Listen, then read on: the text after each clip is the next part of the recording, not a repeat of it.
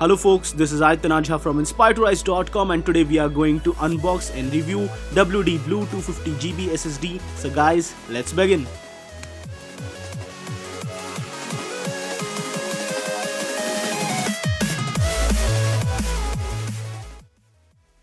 So we will start off firstly with the unboxing for this one, and inside what we get is the SSD itself, nothing much fancy. And there's a bright yellow sticker which tells us to beware of electrostatic damage to this device. This is because it's sensitive to any charged electricity or stored electricity in your body if you're wearing any nylon clothes.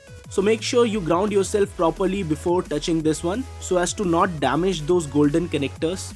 The WD Blue SSD is rated at 250GB, out of which 4 or 5GB were initially used by the file system etc. in it, and the WD Blue has a rated transfer speed up to 545MB per second and capacities ranging from 120GB to up to 1TB.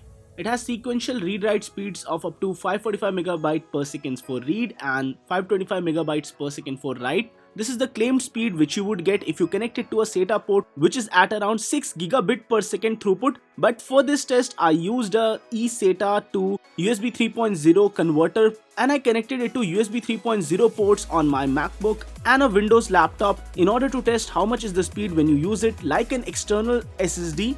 And now let's just see the test results for ourselves.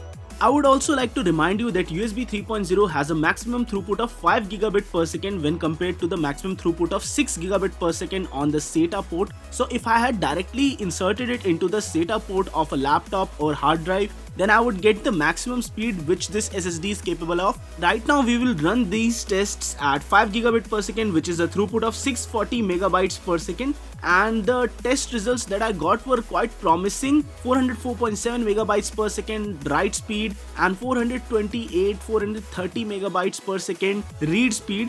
This case was seen when I used the exFAT file format on the SSD, but when I formatted it as macOS journaled, I got really lesser speeds and the write speeds decreased with every subsequent test that I ran. This is a file system problem which happens in macOS or even Windows OS. So if you are using something as an external drive, make sure you use it in exFAT or any other storage system which is compatible both with Windows and Mac.